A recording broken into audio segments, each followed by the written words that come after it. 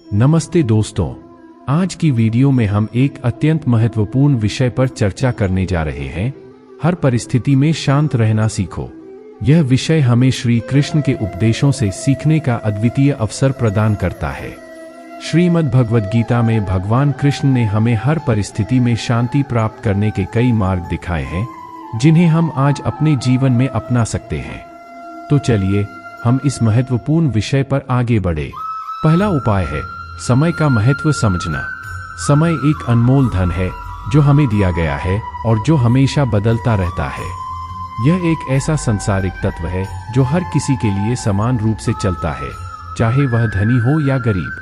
हर परिस्थिति में शांति प्राप्त करने के लिए समय का समझना बहुत महत्वपूर्ण है। समय को समझने का मतलब है कि हमें हर गतिविधि के लिए समय का सही उपयोग करना चाहिए। जब हम समय का महत्व समझते हैं तो हम अपने कार्यों को संगठित और प्रभावी ढंग से संपादित करते हैं। इससे हमें अधिक समय बचत होती है और हम अपनी जिंदगी को अधिक सकारात्मक ढंग से जी सकते हैं। एक उदाहरण के रूप में, एक व्यापारी जो अपना व्यवसाय चलाता है, समय का महत्व समझता है। उसका दिन शुरू होता है जब वह समय सारणी तैयार करके अपने कार्यों को प्राथमिकता देता है। वह अपने कार्य को समय सारणी के अनुसार व्यवस्थित रूप से करता है और समय के महत्व को ध्यान में रखते हुए अपने कार्यों को समाप्त करता है। इस तरह वह समय की बचत करता है और अपने व्यापार को उच्चतम स्तर पर ले जाता है। समय का महत्व समझने का एक और तरीका है अपने जीवन के विभिन्न पहलुओं पर ध्यान देना। हमें समय के महत्व को ध्यान में रखते हुए अपने परिवार, मित्र और समाज के साथ अधिक समय बिताना चाहिए। इससे हम अपने संबंधों को मजबूत बनाते हैं और अपने जीवन को अधिक संतुलित और सुखमय बनाते हैं। समय का महत्व समझने के लिए हमें यह भी ध्यान में रखना चाहिए कि समय की कमी के कारण हमें अन्यों के साथ संबंध बनाने का सही मौका नहीं मिलता। हमें अपने प्रियजनों के साथ समय बिताने का उचित समय निकालना चाहिए, क्योंकि यह हमारे जीवन में खुशियों का एक महत्वपूर्ण हिस्सा है। इस प्रकार समय का महत्व समझने से हम अपने जीवन को संतुलित और सुखमय बना सकते हैं। हमें समय को सही ढंग से प्रयोग करना चाहिए ताकि हम हमेशा अपने लक्ष्यों की ओर अग्रसर हो सकें। यदि हम समय का महत्व समझते हैं तो हम अपने जीवन में सफलता की ऊंचाइयों को छू सकते हैं। दूसरा उपाय है निष्काम कर्म का अनुसरण करना।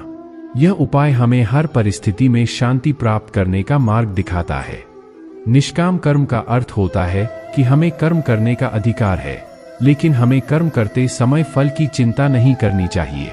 इसका मतलब है कि हमें कर्म करने का केवल उद्देश्य अपना कर्तव्य पूर्ण करना चाहिए और फल के लिए चिंता नहीं करनी चाहिए। निष्काम कर्म का अनुसरण करते हुए हम अपने कर्मों को भगवान या ईश्वर के लिए समर्पित करते हैं।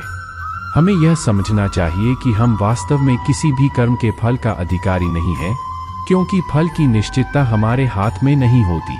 इसलिए हमें केवल कर्म करने पर ध्यान केंद्रित करना चाहिए और फल का उत्तरदायित्व भगवान को सौंपना चाहिए। एक उदाहरण के रूप में, एक व्यक्ति जो एक सामाजिक सेवा संगठन में कार्य करता है, निष्काम कर्म का अनुसरण करता है। वह सामाजिक सेवा कार्यों में अपना समय और प्रयास लगाता है, लेकिन उसका ध्यान कभी अपने कर्म के फल पर नहीं होता। वह बस अपने कार्य को ईश्वर के लिए समर्पित करता है और फल के लिए चिंता नहीं करता। इस प्रकार वह अपने कार्यों को उच्च आदर्शों के अनुसार संपन्न करता है और उसका सेवा भाव प्रभावी रूप से उसके द्वारा परिणाम दिखाता है। निष्काम कर्म का अनुसरण करने से हम अपने कर्मों को अधिक प्रासंगिक और उत्तम ढंग से संपादित करते हैं। हम निष्काम कर्म के माध्यम से अपने आत्मा की उन्नति करते हैं और अपने जीवन को एक नई दिशा देते हैं। इससे हमारी मानवीयता बढ़ती है और हम अपने आसपास के समाज के लिए अधिक सहायक बनते हैं। निष्काम कर्म का अनुसरण करते हुए हम अपने आत्मा की गहराई से जुड़ते हैं और अपने अंतर्मन के शांति और स्थिरता की प्राप्ति करते हैं। हमें यह समझना चाहिए कि कर्म करने का हमारा उद्देश्य सिर्फ फल की प्राप्ति नहीं होता, बल्कि हमारा उद्देश्य यह होता है कि हम अपने कर्मों के माध्यम से समाज की सेवा करें और भगवान की इच्छा को पूरा करें। इस प्रकार निष्काम कर्म का अनुसरण करने से हम अपने जीवन को एक नई और सटीक मार्ग पर ले जाते हैं और हमें हर परिस्थिति में शांति प्राप्त होती है। तीसरा उपाय है ध्यान और ध्यान में रहना। यह एक महत्वपूर्ण उपाय है जो हमें हर परिस्थिति में शांति प्राप्त करने का साधन प्रदान करता है। ध्यान करने का अर्थ होता है हमारे मन को एक ही स्थिति में एकाग्र करना और अपने आत्मा को अंतर्दृष्टि के साथ जोड़ना। ध्यान और ध्यान में रहने के लिए कई तरीके हैं। एक तरीका है योग और ध्यान की प्रैक्टिस करना। योग के माध्यम से हम अपने मन को शांत करते हैं और अपने शरीर को लचीला और स्वस्थ बनाते हैं। ध्यान के द्वारा हम अपने मन को विचारों के अस्तित्व से बाहर ले जाते हैं और अपने आत्मा को प्राप्त करते हैं। ध्यान और ध्यान में रहने का एक और तरीका है मानसिक ध्यान और ध्यान का अभ्यास करना। इसमें हम अपने मन को शांत करते हैं और अपने विचारों को नियंत्रित करते हैं। ध्यान के द्वारा हम अपने मन को व्यवस्थित और स्थिर बनाते हैं और अपने जीवन को एक नई दिशा देते हैं। ध्यान और ध्यान में रहने के उपायों का अनुसरण करने से हम अपने आत्मा को प्राप्त करते हैं और अपने जीवन को अधिक सकारात्मक और उत्साही बनाते हैं। ध्यान करने से हमारे मन की अशांति को शांति में बदल देता है और हम अपने आसपास की सुंदरता को देखने लगते हैं। ध्यान और ध्यान में रहने के लिए एक और महत्वपूर्ण उपाय है प्रार्थना और मंत्र जप। प्रार्थना के माध्यम से हम अपने मन को ईश्वर की ओर दिशा देते हैं और अपने जीवन की दिशा को समर्पित करते हैं। मंत्र जप के द्वारा हम अपने मन को शांत करते हैं और अपने अंतर्मन की शक्ति को जागृत करते हैं।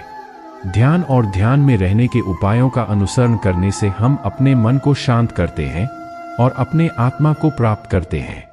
हमें यह समझना चाहिए कि ध्यान और ध्यान में रहने का यह उपाय हमें हमेशा शांति, स्थिरता और समृद्धि की दिशा में ले जाता है।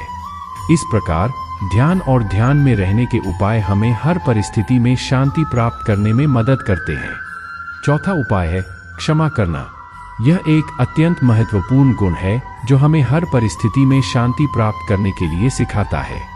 क्षमा का अर्थ होता है अपने दुश्मनों या दुर्भाग्यपूर्ण घटनाओं के प्रति दया और सहानुभूति बनाए रखना। इस उपाय को अपनाकर हम अपने मन को उदार और संतुलित बना सकते हैं और हमारे आसपास के वातावरण को भी प्रभावित कर सकते हैं। क्षमा करना एक शक्तिशाली और महत्वपूर्ण गुण है जो हमें विश्वास, समर्थन और प्रेम में विकसित करता है। यह हमें अपने जीवन में संतुलित और खुशहाल बनाता है और हमें अपने संबंधों को मजबूत और दृढ़ बनाता है। क्षमा करने का एक उदाहरण है परिवार में। जिन परिवारों में क्षमा का भाव नहीं होता, वहां विवाद और कलह हमेशा बना रहता है। लेकिन जिन परिवारों में सदस्य एक दूसरे की गलतियों को माफ करते हैं, वहां एक साथी और सुखद वातावरण बना रहता है। क्षमा करने के माध्यम से हम अपने परिवार में प्रेम और समर्थन का भाव बनाए रखते हैं और अपने संबंधों को मजबूत बनाते हैं। क्षमा करने का दूसरा उदाहरण है समाज में। जब हम किसी की गलतियों को माफ करते हैं, तो हम उन्हें दूसरे अवसरों के लिए और मजबूत बनाते हैं। यह हमें अपने समाज में एक दयालु और उदार वातावरण बनाए रखता है और हमें एक और बेहतर विश्व के लिए सहयोग करने की प्रेरणा देता है। क्षमा करने का तीसरा उदाहरण है व्यापारिक दुनिया में। व्यापारिक संबंधों में क्षमा एक महत्वपूर्ण गुण है जो उद्यमिता, साझेदारी और संबंधों को मजबूत बनाए रखता है। जब हम किसी के गलतियों को माफ करते हैं, तो हम उनसे बढ़ चढ़कर उनके साथ काम करने के लिए तैयार रहते हैं। यह हमें व्यावसायिक सफलता में मदद करता है और हमें एक और उदार और सहयोगी व्यावसायिक वातावरण प्रदान करता है। इस प्रकार क्षमा करने का उपाय हमें हर परिस्थिति में शांति प्राप्त करने का साधन प्रदान करता है। क्षमा करने के द्वारा हम अपने मन को उदार और संतुलित बना सकते हैं और हमें अपने संबंधों को मजबूत और दृढ़ बनाए रखते हैं। इसलिए हमें हमेशा क्षमा के भाव को अपने जीवन में समाहित करने का प्रयास करना चाहिए। पांचवा उपाय है सकारात्मक रहना। यह एक महत्वपूर्ण गुण है जो हमें हर परिस्थिति में शांति, संतुष्टि और समृद्धि की दिशा में ले जाता है। सकारात्मक रहना का मतलब है हमें हर परिस्थिति में कुशलता और आत्मविश्वास के साथ आगे बढ़ने का योग्य दृष्टिकोण बनाए रखना। सकारात्मक रहने का अर्थ है कि हमें हमेशा अच्छे सोच की ओर ध्यान देना चाहिए। हमें हमेशा उत्साहित और उत्साही रहना चाहिए और किसी भी परिस्थिति में निराश नहीं होना चाहिए। सकारात्मक रहने का मतलब होता है कि हमें हमेशा स्वीकार करना चाहिए कि हमारे पास समाधान है और हमें इसका सही उपयोग करना चाहिए। सकारात्मक रहने के उपायों में से एक है स्वीकृति। हमें अपने जीवन के हर पल को स्वीकार करना चाहिए, चाहे वह अच्छा हो या बुरा। हमें अपने अच्छे क्षमताओं को स्वीकार करना चाहिए और अपने कमजोरियों पर काम करना चाहिए। इससे हम अपने आत्मविश्वास को बढ़ाते हैं और अपने लक्ष्यों की दिशा में अधिक प्रभावी रूप से काम करते हैं। एक उदाहरण के रूप में, एक व्यापारी जो अपना व्यवसाय चलाता है, सकारात्मक रहता है। वह हर चुनौती को उत्साहित और उत्साही मन से स्वागत करता है और हमेशा नए और सुधारित तरीकों से काम करने के लिए तैयार रहता है। वह कभी भी निराश नहीं होता और हमेशा अपने लक्ष्यों को प्राप्त करने के लिए प्रयत्नशील रहता है। इस प्रकार उसका सकारात्मक दृष्टिकोण उसे अपने व्यापार में सफलता की ऊंचाइयों तक ले जाता है। सकारात्मक रहने का एक और उपाय है स्वास्थ्य की देखभाल करना।